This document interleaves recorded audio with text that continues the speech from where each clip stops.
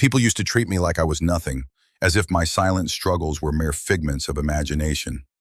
As I stood in the bustling airport terminal, preparing to board a flight that would take me to a national award ceremony, I felt an unsettling mix of hope and anxiety.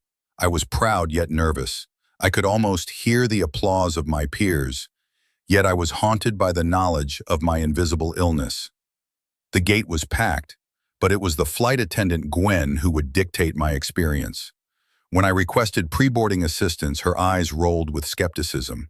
"You don't look sick," she scoffed, dismissing my plight as if I were a fraudulent actor in a cruel play. I felt the heat of embarrassment and a painful anger bubble within me as the murmurs of nearby passengers washed over me like a wave of judgment. With every passing minute, my body screamed for relief. The physical strain became unbearable, and Gwen's condescension cut deeper each time she breezed by, impervious to my struggle. It all came to a head when my legs gave way beneath me, and the gasps of onlookers filled the air.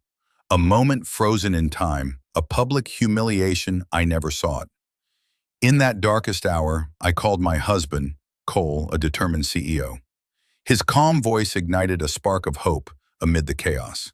The plane's sudden redirection caught everyone off guard, but it signaled the arrival of the man who would change everything. When he stepped onto the aircraft, it was not just to rescue me, it was to confront the injustices I had faced. As Cole stood before Gwen, he spoke the unspoken truths of dignity and respect that should never be ignored. Her removal from the flight was swift, the first step toward accountability in a system that had silenced too many like me. My ordeal, once a source of shame, became a catalyst for empowerment, reverberating beyond those airport walls, challenging how the world views invisible disabilities. They shamed me, but now I stand, not just for myself, but for everyone who's been made to feel insignificant. My fight became our fight, a call to arms for dignity in a world far too eager to judge. "Excuse me, I need pre-boarding assistance due to my condition," she said, her voice tremoring with nerves as she stood at the gate, clutching her husband's hand. Gwen, the flight attendant, arched an eyebrow, her arms crossed tightly over her chest. "Condition? You don't look sick to me," she scoffed, drawing the attention of waiting passengers. "We'll board when we're ready." The heat washed over the protagonist, rage simmering beneath her skin. "I assure you, it's not just about looks. Then why not just—" Gwen cut her off, feigning concern. "Take a seat for a minute." "Gwen, I really can't," she said, the shame constricting her throat. The murmurs from the onlookers heightened her humiliation. Each judgmental glance pierced her heart like daggers. "Stop causing a scene," Gwen blurted out, laughter sparking around them. "We have real passengers to attend to." The protagonist felt the ache in her limbs intensifying, grounding her in the reality of her invisible illness. Every painful throb echoed Gwen's dismissive words. And suddenly, jostled by another passenger, she stumbled to her knees. The hushed gasp around her sent her spiraling into despair. "No, please!" She reached for her husband, her eyes blurred with tears as reality squeezed tighter. "Freight." "Just a minute," Gwen sneered, folding her arms. "Ready to board yet?" It was the moment she couldn't endure. "I can't." Fear gripped her. "I need help." Pulling out her phone, she called Cole. "Honey, I can't breathe. Coming," Cole's voice broke through, calm yet laced with urgency. When the plane diverted, heads turned in confusion. Cole stormed on, all leadership and determination. "You!" He pointed at Gwen. "What happened here?" Passengers watched, curious but uneasy. Gwen feigned indifference. "Just following procedures, sir." "Procedures? This isn't policy. It's harassment," Cole fired back, every word packed with authority. "We'll be filing a complaint." With that, Gwen's facade crumbled as the weight of accountability sank in. Cole turned to his wife, cradling her head. "I'm here now." As Gwen exited, the atmosphere shifted. Change loomed, ignited by their shared experience. The protagonist, once silenced, felt the stirrings of empowerment. The aircraft hummed quietly, yet within her a storm brewed. As she clutched the armrests, The tension in her chest mirrored the turbulence outside. Today was supposed to be a celebration, the day she would receive a national award for her groundbreaking work in medicine. But the boarding process had devolved into yet another reminder of the invisible chains that bound her. "Do you really need assistance?" Gwen, the flight attendant, had asked, her tone dripping with skepticism as she scrutinized the protagonist's appearance. The fatigue, the pallor, the careful avoidance of sprawling passengers. A rush of heat flooded her cheeks. Every prickle of judgment from onlookers amplified her humiliation. Were they judging her too? The weight of the world pressed down as she endured mere glances from strangers who couldn't understand.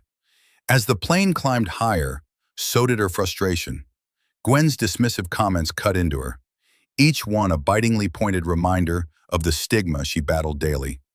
Each bump felt magnified, sending shocks through her exhausted body. Then came the moment that tipped her over the edge. A sudden jolt as a passenger surged past, unwittingly jostling her.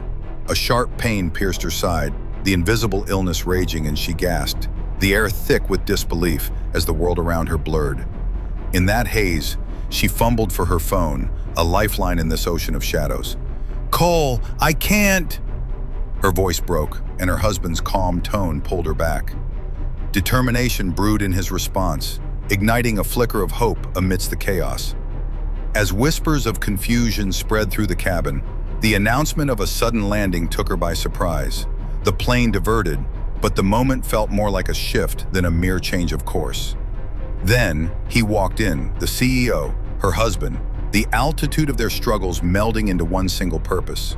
She needed him, now more than ever, and as he turned to the flight attendant with an unwavering steadiness in his eyes, the air crackled with unspoken intent. Something was about to change, and for the first time that day, she could almost breathe freely. The flight attendant, Gwen, smirked as she turned away, leaving her alone to navigate the boarding chaos.